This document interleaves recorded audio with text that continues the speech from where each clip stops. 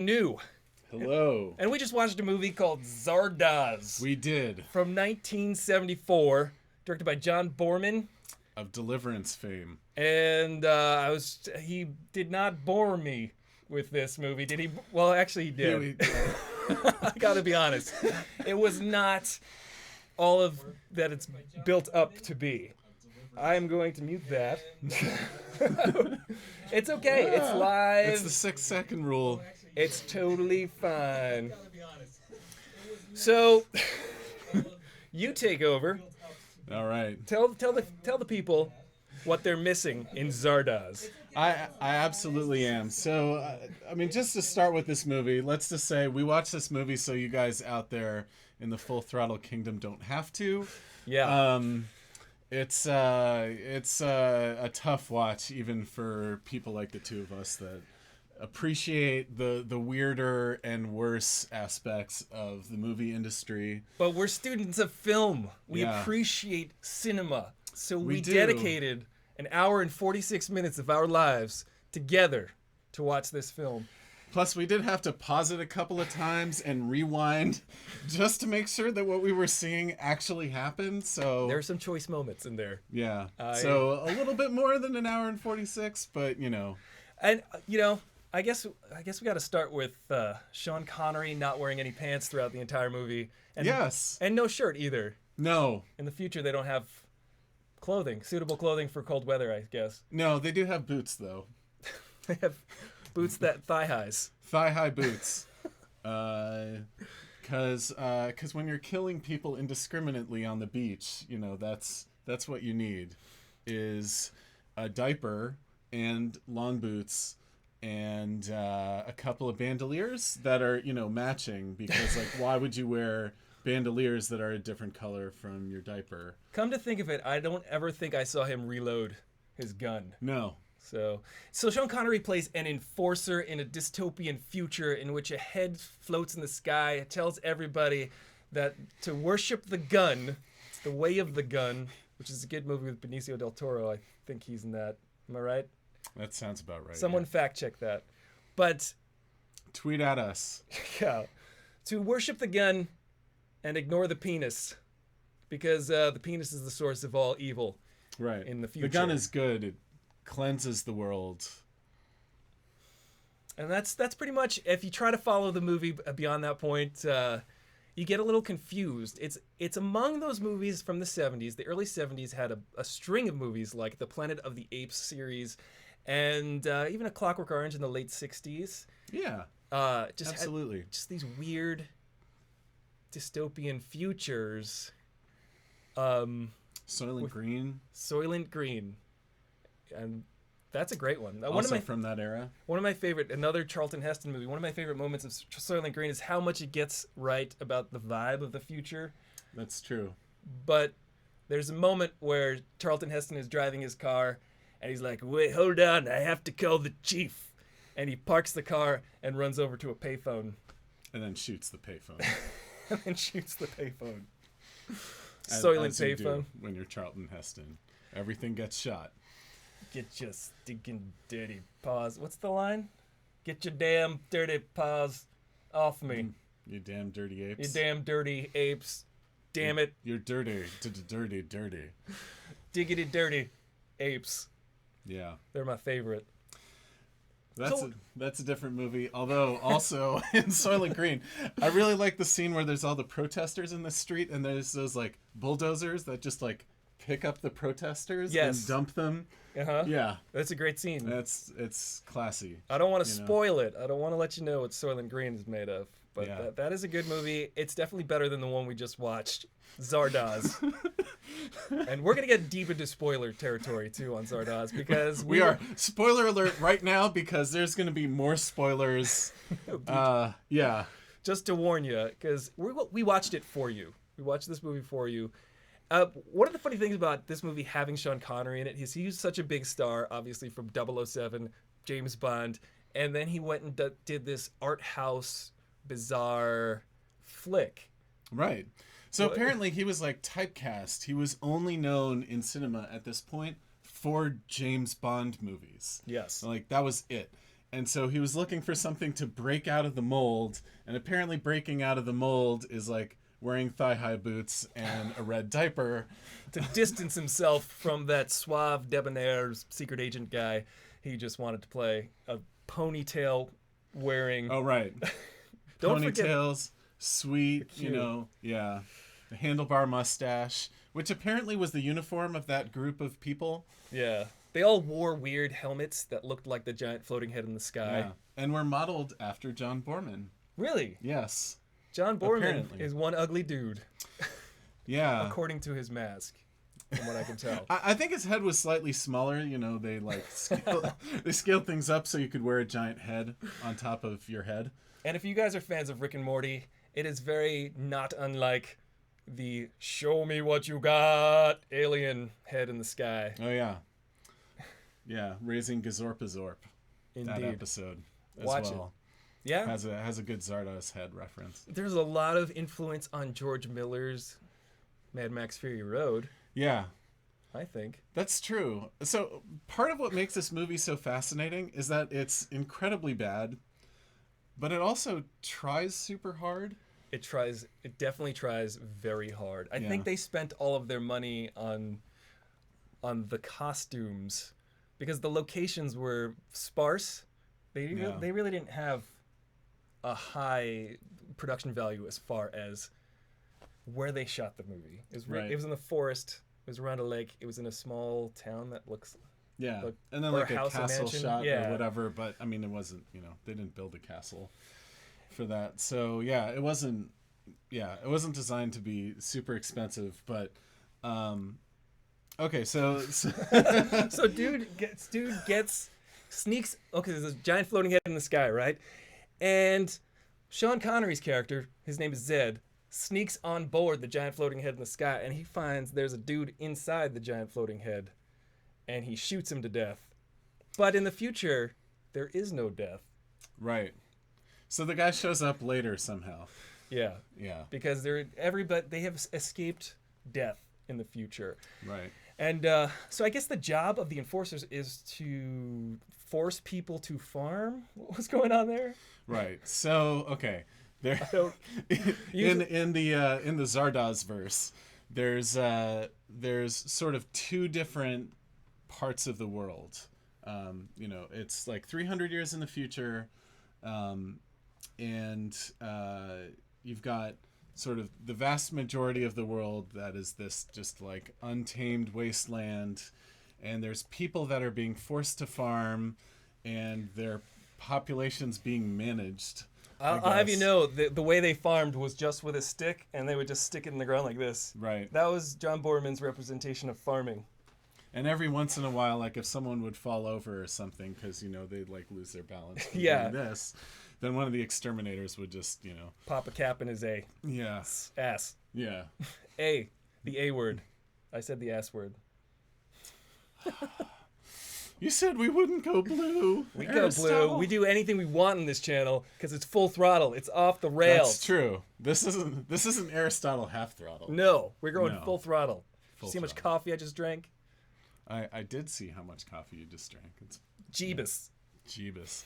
All right, so vast majority of the world is this wasteland. There's like peasants basically, very few of them because they keep getting shot by these enforcers who all sort of, have the same uniform of these thigh-high boots, the red No diapers, pants. Yeah. bandoleros, and kind of a Danny Trejo type hair thing going Yeah. on. They're a bit like the Danny Trejo fan club. They're Right. It's like Machete 3 should Yeah. just feature him in the Zardoz land. Right. I mean, yeah, Machete like 800, Yeah. for being that far in the future. It does take place in the year 2293, Right. I think. Beyond 1984, beyond 2001, beyond love, beyond death, Beyond pants, this movie. beyond reloading your gun. Beyond reason, really. I couldn't figure out this movie at all. So they capture Zed after he killed, what was his name, Arthur? Yeah, so this is the thing, like, so right off the bat, the movie, gives you a good sneak preview of how little sense it's going to make. Because first of all, there's this giant stone head.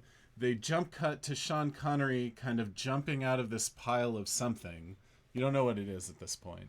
He sort of jumps out, and he's inside the stone head because you can see like the eyes and the mouth from the inside. And then he sees this one guy walking around and shoots him in the shoulder, and the guy jumps out of the mouth. And he kind of floats away. Like, there is so much I could have told you. And he kind of no, seriously, I could have saved you. Bye, I'm dead. I'm dead now. Right. But oh, by the way, this guy has a drawn-on goatee for some reason. For no reason. Yeah. That's my speculation. Yeah. I think it was just the costuming budget was so low. It was. So, actually, like, there is a fascinating John Boorman commentary, apparently, with this movie. Because one of the things that they say is, like, they had so little budget for costumes that some of the extras had clothes that were just painted on. Oh. Yeah, that's another thing. There was very little clothing in this movie. It's, 70s. It was the 70s. They were like, hey, this is the 70s and we want you to know it. Yeah. We're going to hardly wear any clothes. There's a lot of boobies in this movie. Right. So there's that one redeeming. See, I was going to say that this movie was totally terrible and completely without any redeeming value, but the movie's just totally terrible. It's kind of fascinatingly terrible, though. It is. That's the thing. So, I did need to find out how it ended as we went along this meandering path of bizarre encounters. Right. So, Stonehead, Zed himself is not dead. He's in the Stonehead. And the Stonehead flies up and into the other part outside of the wasteland in this movie, which is Florida. Yes.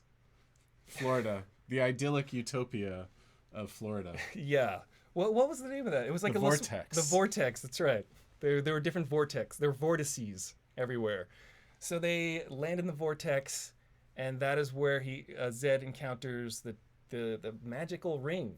Yes. That could tell him anything. He finds knowledge. He happens upon knowledge, I guess. A greater understanding of the outside world. He starts to open his eyes and awaken to what is surrounding him, I'm guessing. Right. Which is a completely different society now. So we're in this world that non-violent has a ton of computers. If you want to call them that. Yeah. maybe one computer, but there's a lot of computers. Yeah. And people in it are immortal. Nobody ever dies. Yeah. It's just like Pharrell Williams said. Live forever. Pharrell. Yeah. My man. Exactly. Virginia never die. And so so he shows up in this world, and he has never been there before. So these are completely separate societies. He doesn't even know at that point why he's there. Yeah, there are 0 minorities in the society as well. There is that. Yeah. I noticed that.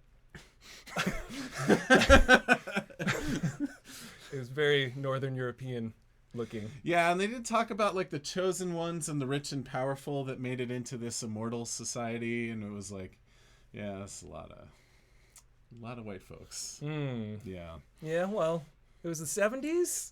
Wait a minute. No excuse, John Boorman. Yeah. Exactly.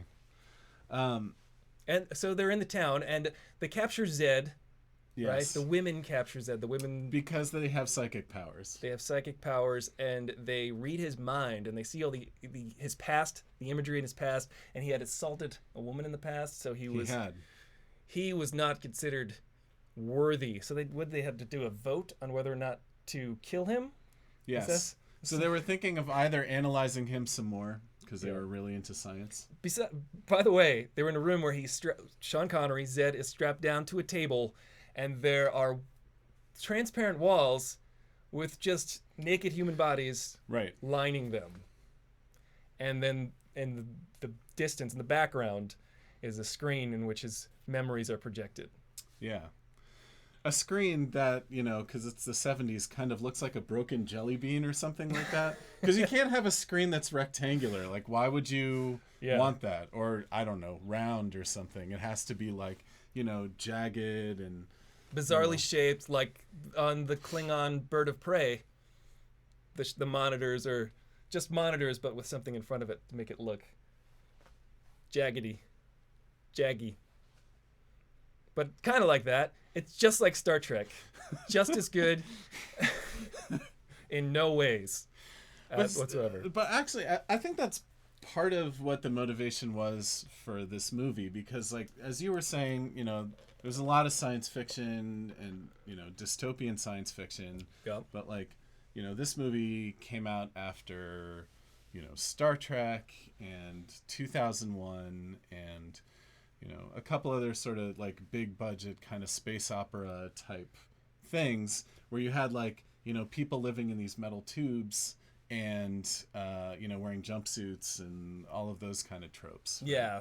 Also the trope of Planet of the Apes, people living in cages and stuff like that. Right. And one of the things, I guess we'll get to one of the overarching messages that's in this movie, or I guess what it's messages. I think what it's trying to demonstrate, the movie itself. Should we just go there, or should we continue with the synopsis? We should continue with the synopsis. Okay, so gotta drag them in. Yeah, drag them into the Zardoz verse. Come with us through this journey. So they decide to not kill him and make him a servant. Right. And he serves the people. This is my best recollection of the events that happened in this movie. They kind of throw him in a cage, like, for the night because they don't know what to do with him. Yeah. Because none of these people have seen someone from the outside world before. So they sort of treat him like he's subhuman. And none of them apparently need to sleep. So they're kind of curious about the fact that he spends all this time resting. And, yeah. And he's immortal. He is amortal. He is not immortal. Right. I don't remember what happens next. There's so many layers to how this movie is weird. There's so many weird scenes. There's a scene where he enters a banquet. They're all eating, and there's a guy who's trying. What's he trying to do with Zed? He is trying to manipulate Zed. Friend, yeah. I mean, the character whose name is Friend. Yeah. He wants to be friends with Zed. Yeah. Also, his name is Friend. I think that, John Borman wasn't very good at symbolism. Or was very, very good at symbolism because there was a lot of it, and you could, like, see it all. It was there were a lot of symbols. Yeah, like, they would just be like, here's a symbol. Right. It means friend. Or whatever. This character's friendly, so we're going to call him Friend. Yeah, and then everybody psychically sort of damages him. They do some weird thing like this. Oh, yeah. So I mean, it's actually kind of an interesting thing to put forth. I'm trying to think of positive things to talk about. About this movie, right? Me too. But one of the interesting things, so everyone's immortal, so they're like constantly youthful. They never age. And so, to some degree, like putting someone in jail for 3 months or something like that isn't that much of a punishment in the grand scheme of things. Right. So instead of actually like putting people in jail, they use all of their psychic powers and go like this across a table at someone, and they age. That is how they punish you. They age you a certain number of years. Right. And they aged this guy, but only half of his face aged. Yes. He looked like Two-Face. Yeah. He looked like the Tommy Lee Jones Two-Face, but he wasn't purple. Right. Well, the other half of his face wasn't very Tommy Lee Jones. It was still pretty youthful. Yeah. Tommy Lee Jones' Two-Face is kind of bad because both of his faces are Tommy Lee Jones. Yeah. One's like a Tommy Lee Jones and one's like a little worse Tommy Lee Jones. Right. Which isn't no much. disrespect to Tommy Lee Jones. Yeah. He's a great actor, but it's not like if Ryan Gosling was Two-Face. Right. Or Aaron Eckhart. Right. Aaron Eckhart was Two-Face, and You know who else was supposed to be Two-Face? Billy D. Williams. In the original Batman, he played Ooh. Harvey Dent. Oh, right. And that arc never played out. No. He just got replaced with Tommy Lee Jones. What's up? And they just moved on. Come on, my boy Lando. Come on. Give the guy another job. Exactly. He could have... What was Billy D. Williams doing at this time in the 70s? Malt liquor commercials? Probably. I think so. He did do a lot of those. He did. Yeah. He did contribute to that Yeah. downfall of the inner city. But that's a whole other show. That is a complete whole other show. So now, Zed finds out where, I guess, all of the aged and infirmed go. right, which is sort of a circus or like a sort of It feels like a circus. party hall kind of place. People dressed in tuxes, but they're dancing around, but they're all very, I guess they're slightly demented? Yeah. Huh. Well, it's sort of keeping with the very old age kind of thing. So, so anyway, they're shunned. They're shunned from the village, the town, I guess, because they're not perfect and young and beautiful like Yeah. everyone else in the town.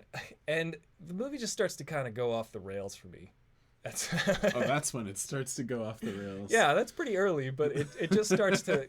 the movie starts on no rails. Nowhere near rails. There aren't rails within miles of this movie. Right. But It's the ghost-ridden movie from the start. from the jump. Yeah. And I don't know, man. Like, I do question Sean Connery and his choices. I question his choices choosing a movie like this.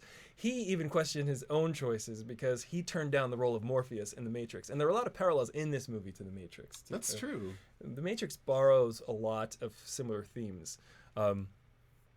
Being born again in sort of a birth matrix. Yep. When you die, you come back, and they just... In a universe that's governed by computers. Mm-hmm.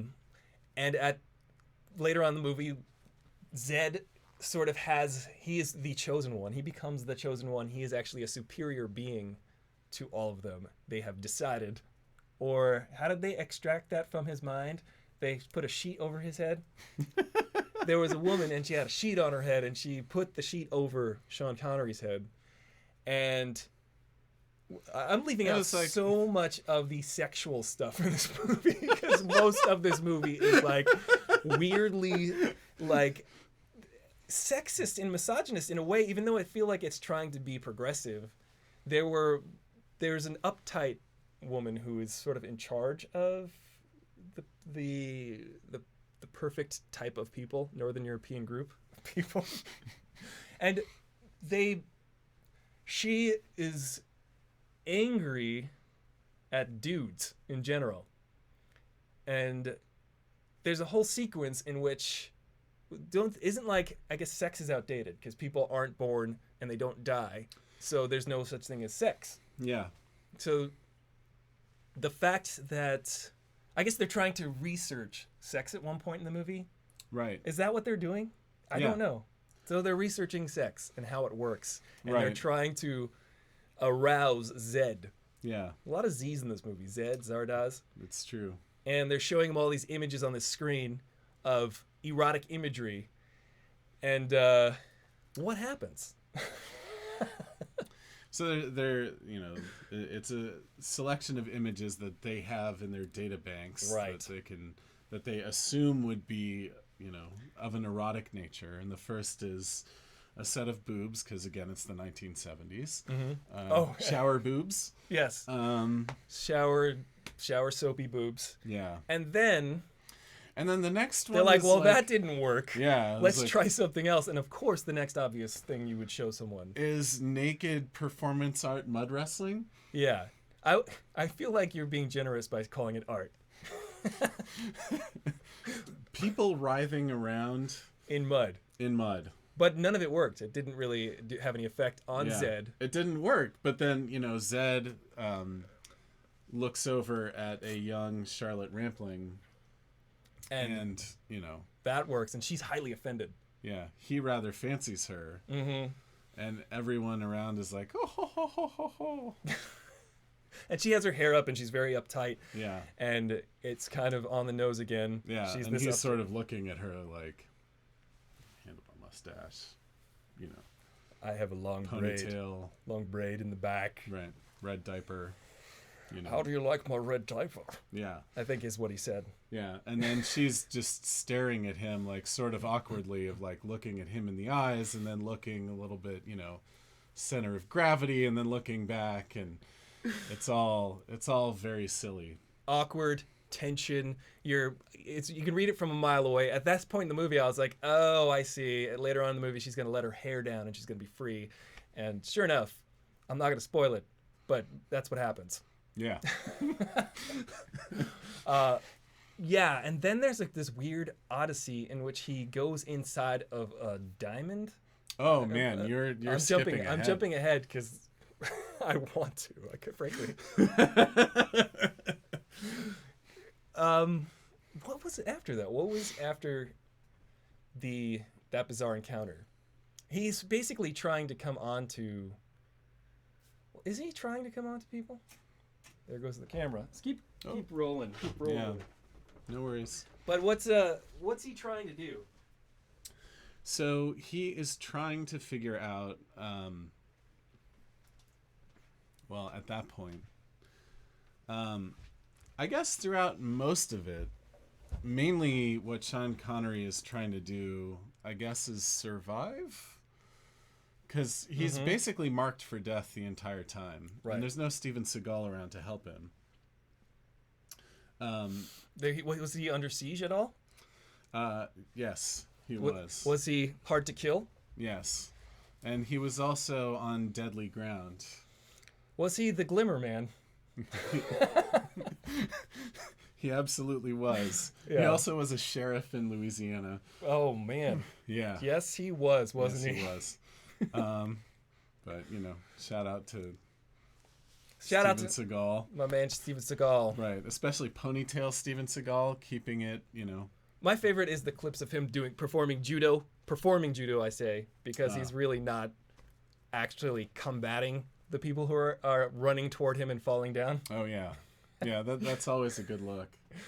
Yeah, if you get the chance, look that up on the YouTubes, where he is subduing all of these people who are attacking him, but he's really just going like this. Yeah.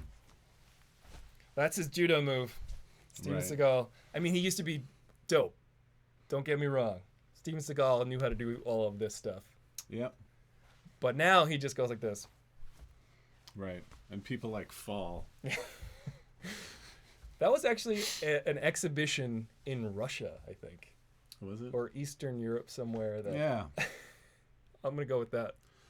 Yeah, he shows up every now and then at like UFC events and stuff, and it's very odd where he takes credit for people's moves, and he stole my move. Strange. Yeah, he stole my ponytail move. He stole Kelly LeBrock from me. I taught him that move that he did, knock him out. If you see him go like this, that's my move. Yeah. I taught him how to do a 360 crane kick. I won't show you because, you know, my pants are a little bit tight. But, yeah. Trust me. I showed them in Brazil behind closed doors and made them deadly weapons. Yeah. Anyway, that has not... I'm trying to think of another Steven Seagal movie, and it's not working. What else is he in? He's in like 85 movies now that are shot on iPhones, it looks like. It does. Yeah. I think they're just sketches on a sketch pad.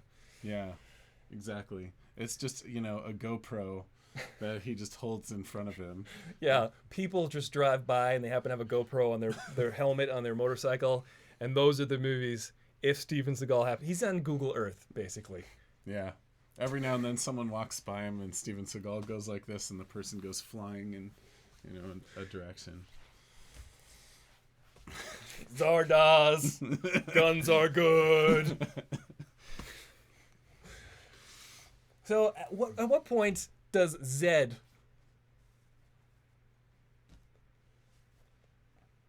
Does Zed? At what? At what point does Zed? Yeah. Yeah. There's supposed to be sort of like a learning arc in the character, and Yeah. that sort of all of a sudden he becomes this enlightened figure. And it's not exactly explained why or how. It really isn't. Yeah. But I think because he was superior. He's the chosen one. And that was essentially the explanation we got. Right. And didn't he ended up learning to read? Am I still skipping ahead? I don't know that. You're both skipping ahead and behind. I This have is amazing. I am all over the place in this movie because Because this movie is all over the place. it's pretty scatterbrained. Yeah. I have no idea what happens next. Right. So We just watched this movie an hour ago. We should have taken notes. Yeah, both a lot and a little. But yeah, going back to the contrast, and I think what John Borman was going for with like the vision of what this movie was going to be, is that most sci-fi movies with the metal tubes and people in jumpsuits had like one vision of the future. Yeah. And this was an entirely different one, right? Right. If you want to talk about the Eternals and their outfits and the Eternals. yeah. Were they the ones? Were they the mannequins? Well, they were just all the people living in the vortexes. The vortices. The vortexes, Zardoz. The vorzes. Yes. I don't want to talk about them. I want to talk about how it's obviously there's these messages in there that humanity is prone to violence. Yeah. And there's just this whole, if humanity is left to its own devices, will there be this sort of perfect future? Right. Or will they just destroy themselves? And what does a perfect future mean, right? Because the society is entirely self-sustaining. They basically have this computer that will like reincarnate them if they, if something happens to them. They sort of have all of their material comforts, all the green bread that they could possibly want. Oh, yeah. Because bread in this universe is green for some reason. Delicious green bread. Yeah. Even though were the grains green as well? No. They were just, for some reason, they added No, it food just coloring. looked like wheat. But, Yeah. Green bread. Green future. weed bread Yeah. is what they were eating in the future. Eating weed bread. That's all they ate, too, was bread. It looked like it. And watermelon. Oh, yeah, that's right. Yeah. And yes. Balanced meals. It was well-balanced meals Right. in the future. Right. Just, I mean, so they banished those dudes to the infirmary place. Which looks kind of like a carnival. It is kind of like a carnival. With like all of the cheapest like streamers and, the sort of mylar like door dividers and stuff hung up everywhere. It's not very, very, Good. Not a lot of money went into the sets, as Ari was mentioning before. I'm just saying they didn't spend much money on this movie. No. But it looks like they spent a lot of thought trying to break out of that paradigm. Right. There's kind of a lot of like, what's deep to a 15-year-old kind of thought. Yeah. I can see that. A lot of like, oh, we're just going to cram as much meaning as possible into every line. And so you get someone giving a jewel to Zed, to Sean Connery, and they're like, what do you see? And he looks into it and he's like, I see complexity. I see everything and I see nothing. Yeah. It's like, oh, great. Whoa, that's deep, bro. You just fried my brain. Wow. Well, I don't feel so bad that I do not fully understand this movie, because when it came out, nor did audiences. So John Borman added about a 2-minute piece in the very opening of a floating head saying, I am Zardoz. This is what I am. This is what I do. This is what I'm about. And Hopefully Also, that. I'm about drawing a goatee on my face. Yeah. I'm about wearing a pseudo Egyptian style head wrap. Yeah. And that was really of no help. No. It gave me the title of the movie, Yeah. who he was, and he died within the first 5 minutes. Right. Uh, Although the computer does, reincarnate him at some point. yeah. So, He does come back, yeah. and he's like a magician. Yes. But obviously, there's all these parallels.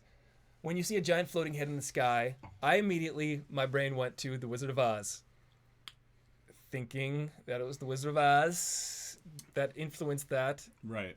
and it was pretty on the nose.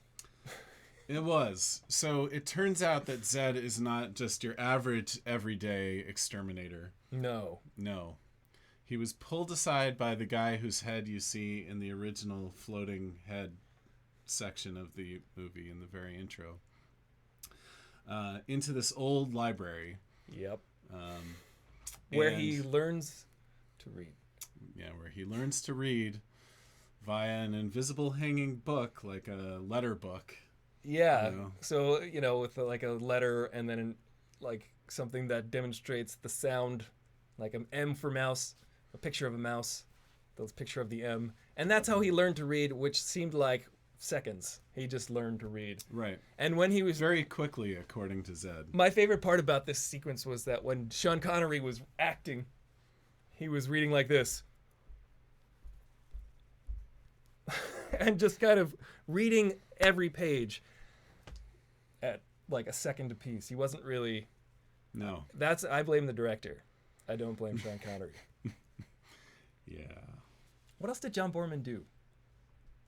So John Borman probably, and especially at this point in his career, would have been best known for Deliverance. Yeah. Deliverance was the movie that he did before this one. John Borman is an Irish director, writer. Definitely with movies like this was part of that whole like 70s auteur movement. Mm-hmm. People who were really trying to like develop their own characteristics and their own look and everything to their movies. Because he definitely did for this movie, but like Deliverance came out, he made, it was like very critically successful and very commercially successful, and he was like, I got it. We're going back to Ireland, and we're gonna make ourselves a post-apocalyptic movie about some like crazy junior high school nonsense. Because I don't want a career. Who wants a career? I want to be an artist. Right. That's what I'm imagining. There were a lot of, that era, again, Fantastic Planet is another movie that came out Yes. in that era. Right. So there's all of these very bizarre soundtrack, very discordant sounds but there was also a Beethoven soundtrack in this movie. Yeah. So it would go whenever they showed, I guess, the Enforcers, there was all this sort of dissonance. Right. And then when you're in the Eternals, the Vortex. Right. A lot of Beethoven. Lots of Beethoven. A lot of the old Ludwig van. The Beethoven, as I call him, my boy, Beethoven. Right. Earhorn and all of that. Yeah. He knows what I'm talking about. Oh, yeah. Oh, yeah. Yeah.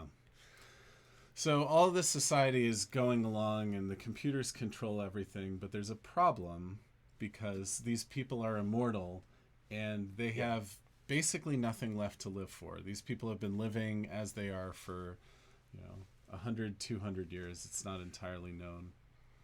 Yeah, and So Zed's different. So Zed is different.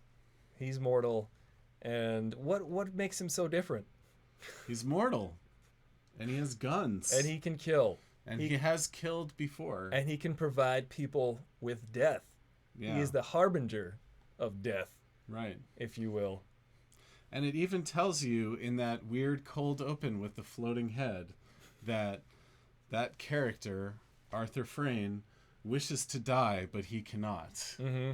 They let you know. Yeah. That is essentially their motivation is in life. And what do you say about that finale where he goes inside the crystal?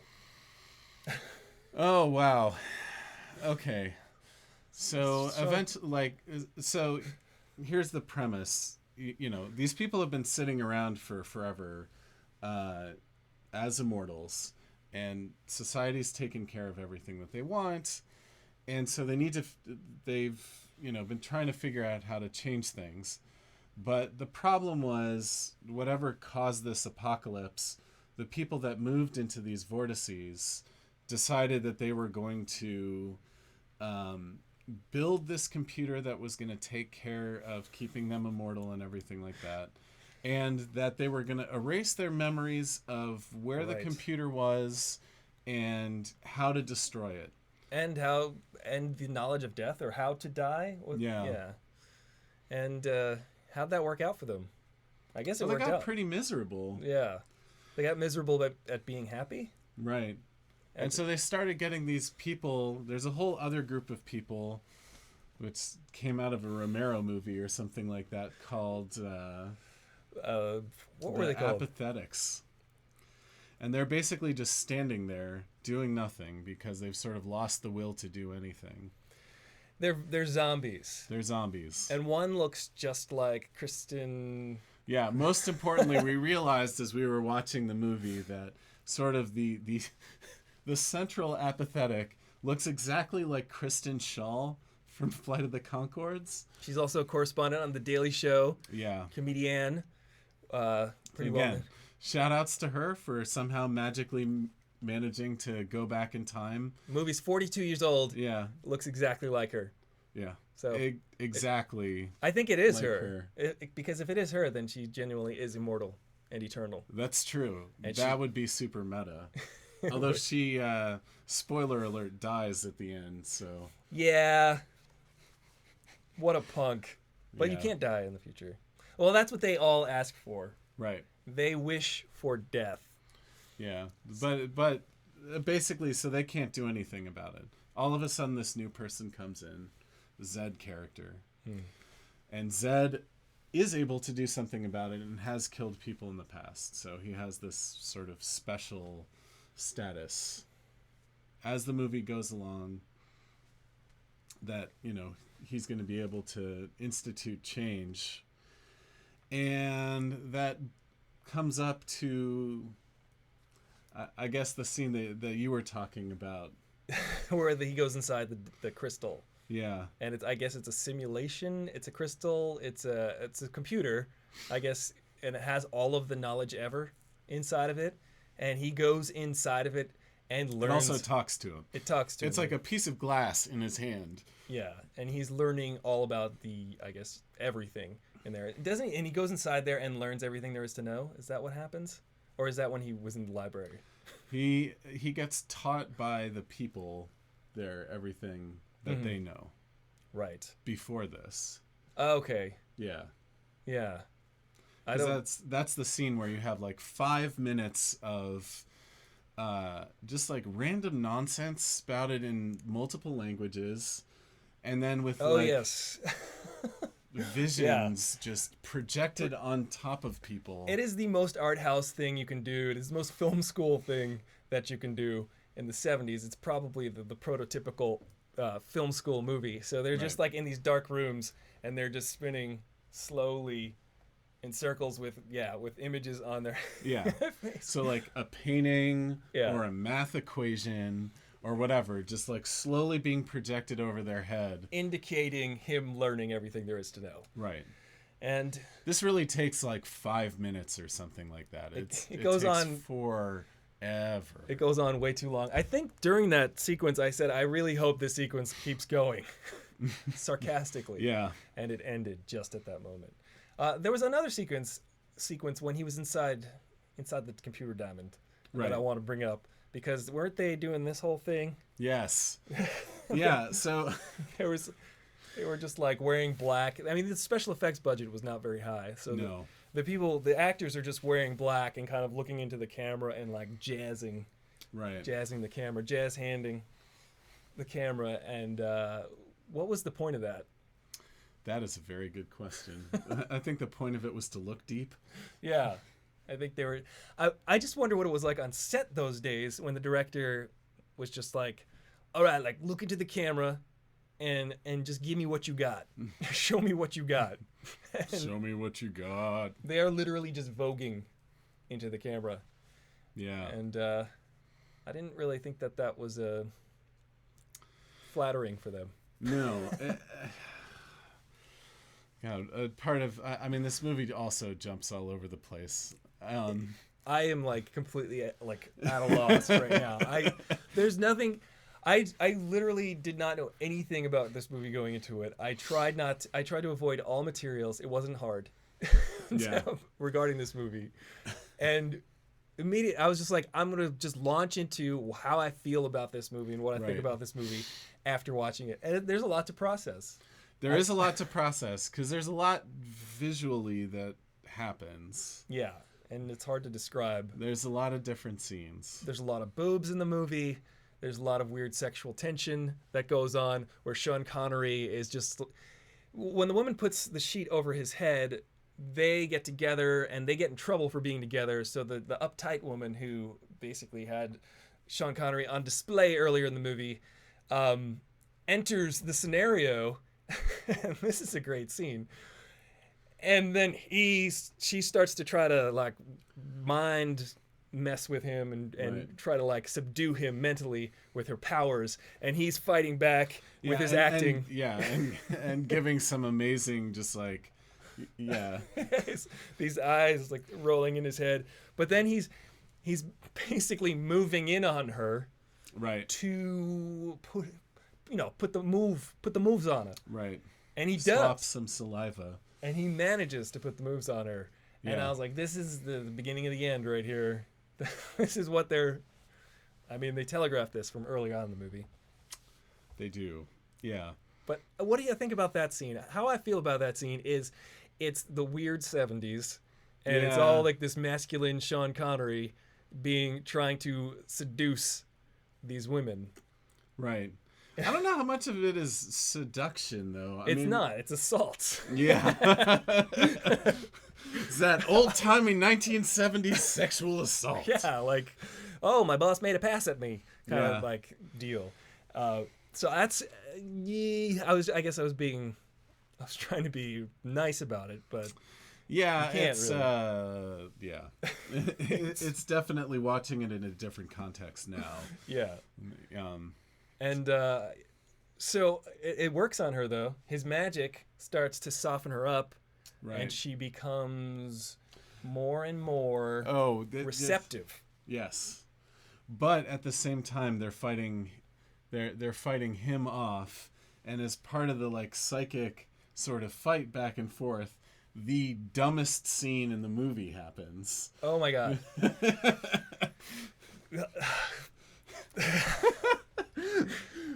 So, there's all this psychic fighting, and it kind of breaks for a second, and then Sean Connery does one of these, like, and they're like, oh, he has lost his sight. He's lost his sight. Yeah. and he's, like, walking around through this room that has, like, a loom or, like, a bunch of thread in it and stuff, and so he starts, like, kind of getting caught in it. And as he's, like, doing a really bad, like again, sort of junior high school play level acting of blind, just like. Again, I blame the director, Sean Connery. Sean Connery's a fine actor. And they're like, oh, watch out, he's out of control. You know what I really wanted him to do was to take some of the thread and just start like doing the cat's cradle. Oh yeah, yeah, that would have been good. That would have been comedy. It would have launched solid gold. Do you think this movie ever tried to go for comedy? Absolutely not. It was just really earnest in its approach, sincere. Except for if you see on Aristotle's Twitter feed the GIF that we have in there, that was absolutely played for. Oh yeah, I hope so. It had to be. The sound design is terrible in this movie. There's a lot of just like triangle or like glockenspiel, like ding, like when whatever device they use, they're just like the chimes.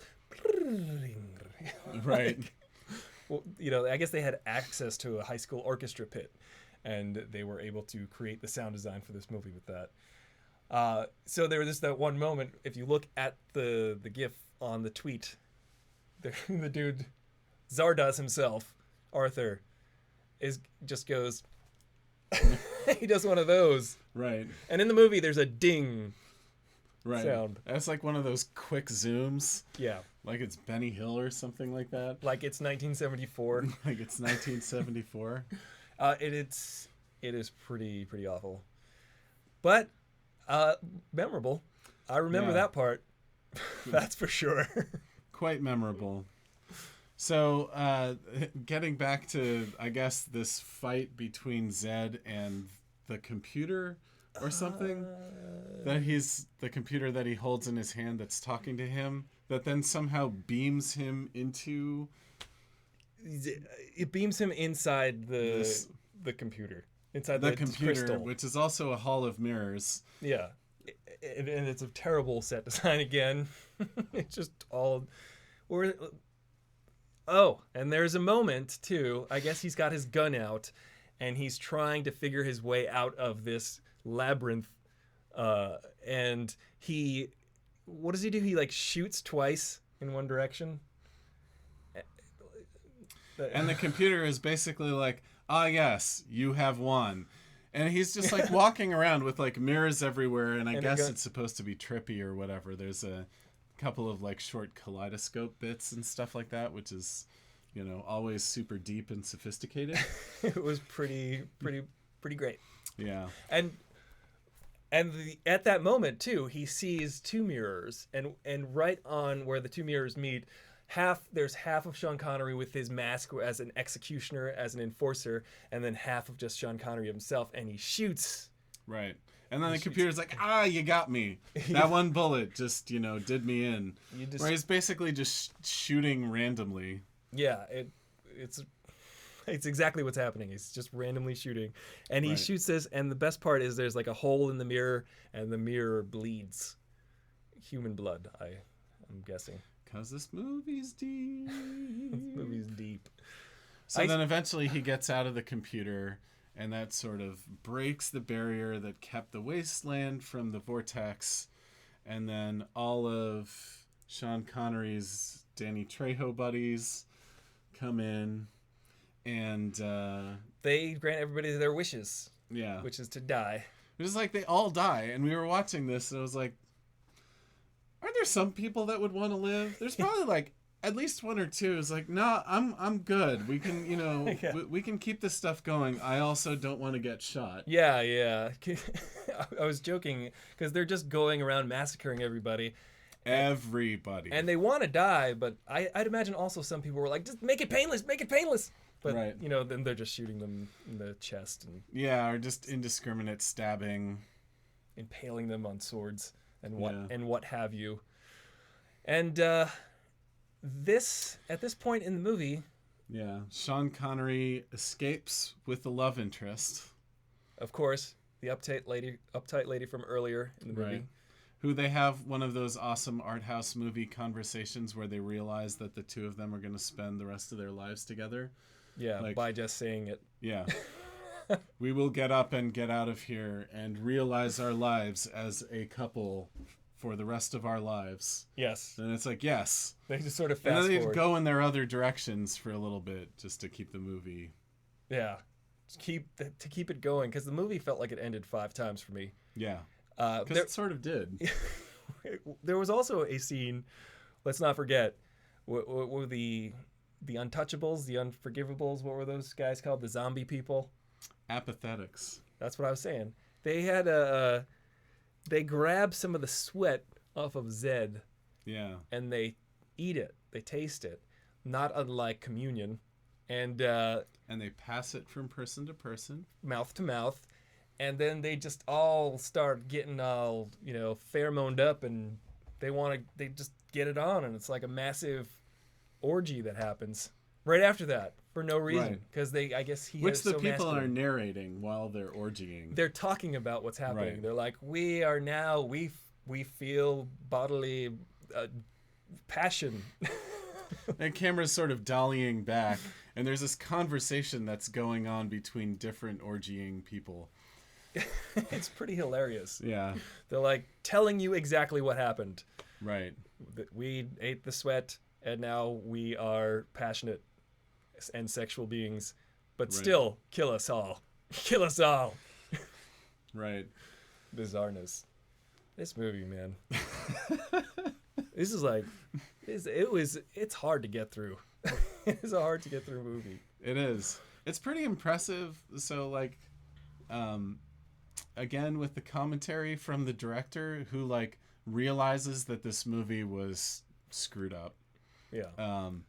That he's like, oh yeah, I was completely out of my gourd making this movie. Like, you know, he was just off on planet Zardoz and nobody was stopping him or being like, why does the bread need to be green?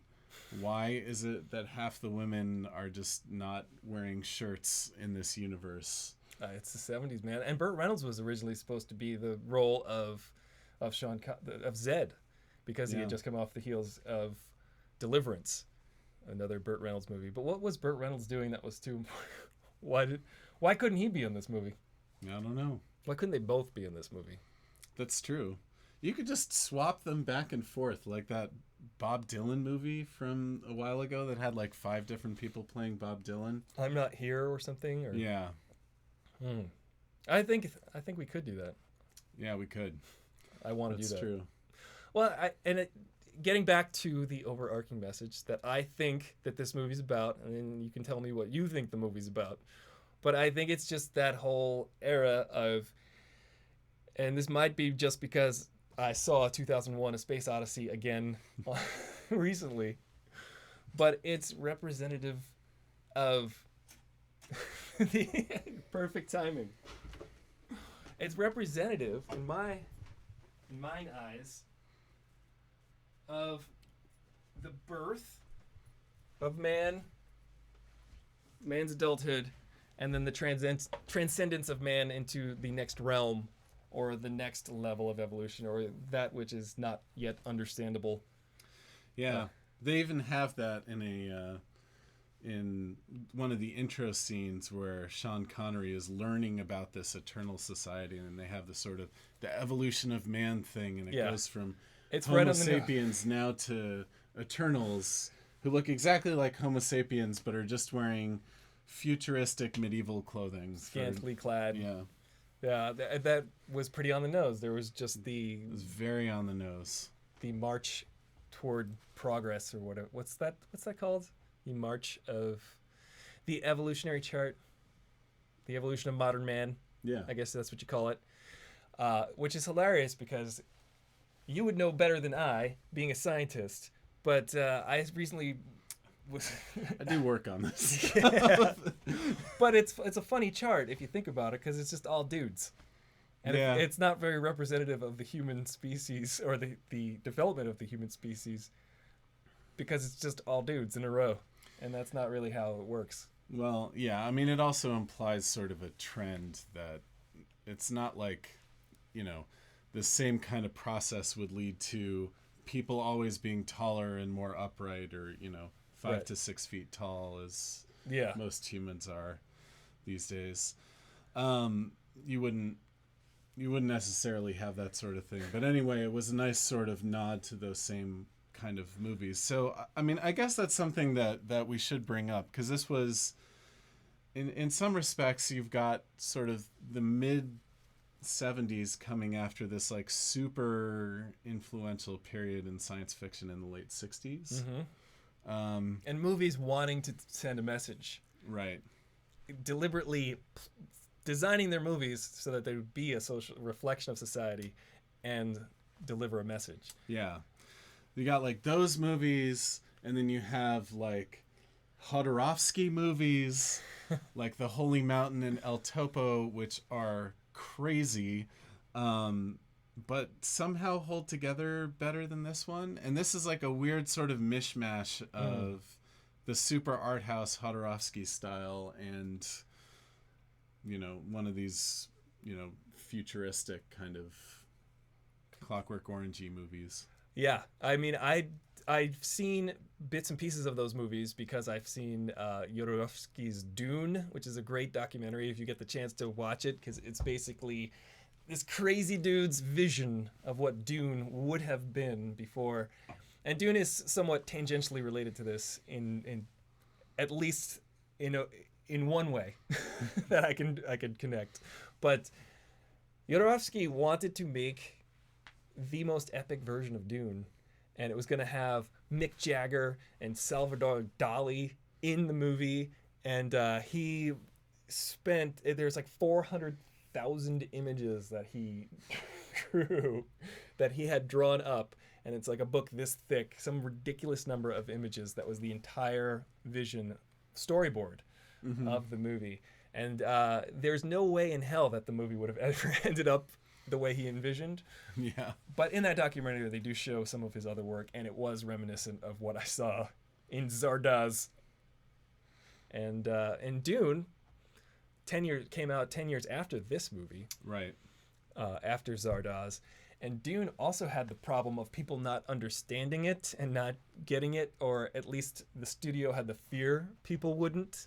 So they added a 10-minute intro narration. They did not learn from this movie. This movie had a useless intro from a narrator who was like, hey guys, this is the entire plot of the movie.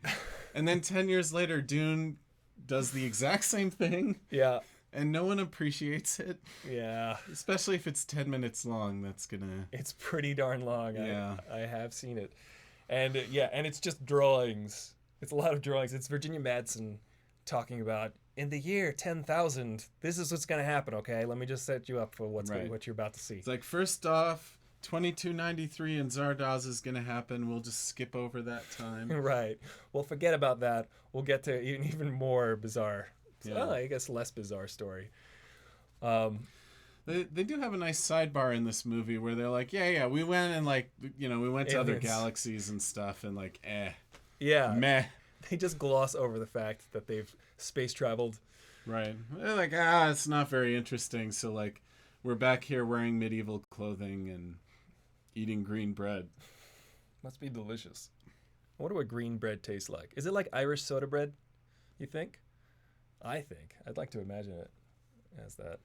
Yeah. Irish Spring soda bread. So good. Soapy. Yeah. A little soapy. Right. Cleansing of the mind. Was there a what made Sean Connery the chosen one? Other than, what did he demonstrate as a character that made him that cool? Just the fact that he could kill people? There's really... Well, going all the way back to before the events of the movie, he must have been more curious than other enforcers. Right. To land in that scenario. Right. To have crazy old guy operating the stone head who sneaks him into the library and teaches him how to read.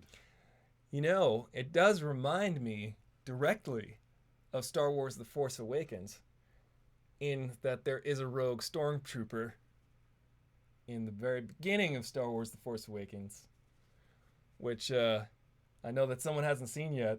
Oh, the shame. Sacrilegious. So I'm going to make him watch Star Wars The Force Awakens after this. It is an entertaining movie, but that's going to be another... I will do a video on that. I will do I'll do a fact video on Star Wars The Force Awakens. But it was actually, we were talking about this with the t-shirt and stuff before this, because a lot of these movies would have been very different if they'd come out after Star Wars and had been influenced by Star Wars. Yeah. You especially see that with Logan's Run being another kind of futuristic movie with holograms and stuff like that. In that commentary especially, the directors are like, yeah, then Star Wars came around a couple years later and did this much better than we did. Yeah, just destroyed every concept that came before it and set the precedent for every space movie since. Set the precedent that these movies should be good and not ridiculous. Yeah, that's true. I think that before Star Wars, even Star Wars, though, was meant to be campy, or in some way. It was meant to be a throwback to the Buck Rogers and the Flash Gordon and all that. But I guess... Yeah, not before that, 80s Flash Gordon. No. Although that is fantastic. That is fantastic. The soundtrack is amazing. Way better than Zardoz soundtrack. It is. anytime, in the 80s, if you could get Queen to do your soundtrack, You go for it. you're doing good things. Highlander has Sean Connery in it and has a Queen soundtrack. Right. I would get that soundtrack if I were you. Right. My favorite part about Sean Connery's career is all the different ethnicities he's played. Right. A Spanish Egyptian. He played a Spanish Egyptian. And he's played a Japanese man. Yeah. In James Bond, I guess he was undercover as a Japanese guy. And was he Japanese in Rising Sun as well, or was he? He might have just been a Scottish dude in that. But he had hair in The Hunt for Red October. Oh yeah. Or he was Lithuanian. Yes. And he had a terrible Lithuanian accent. Right. It was non-existent. I think he gave up like 5 minutes into whatever he was doing. He was Dragonese in that dragon movie where he voiced the dragon. Dragonheart? Yes. Yeah. That was his most convincing, I think. Yeah. I think we've thoroughly sort of butchered the description of this movie. I know I did. I know that, that I'm never going to watch this movie again.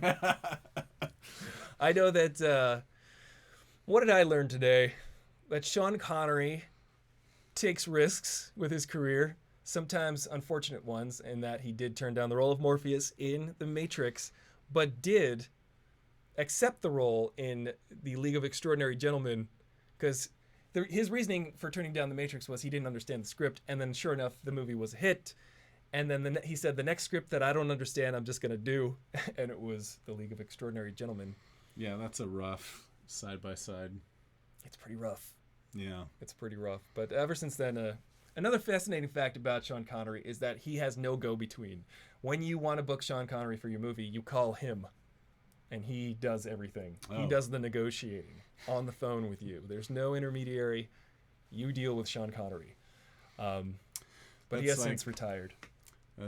That's like, as an anecdote, but that same sort of thing. Someone that I know was wanted to book the B-52s for a sort of corporate fundraiser kind of event. And so they got a contact number and was like, oh, call this.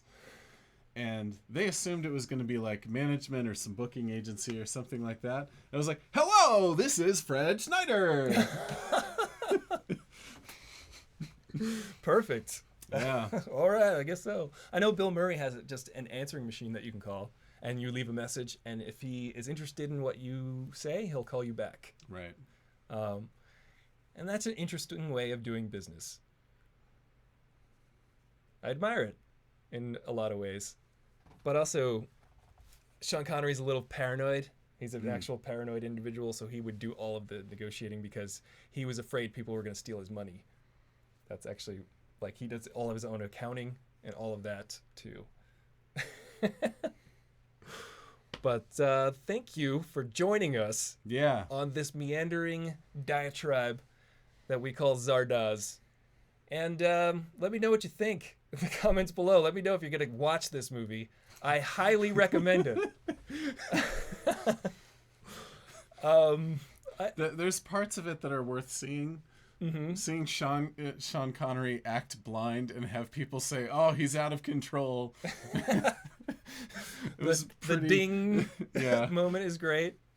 The drawn-on goatee that makes absolutely no sense. And when he's reborn, it's a tattoo, I assume. And when he's reborn, comes back. Just comes right back. Yeah, does not go away. But it's just like this show, I will be back again. I'm not going away, folks. That's all I got. I think we covered it, man. We're good. Yeah. Like Zardoz, this show has ended 5 times already. I'm Aristotle Full Throttle. I'm Chris. And we have been your bro with fro, I guess a hair smattering, a sampling platter of hairstyles. In the know.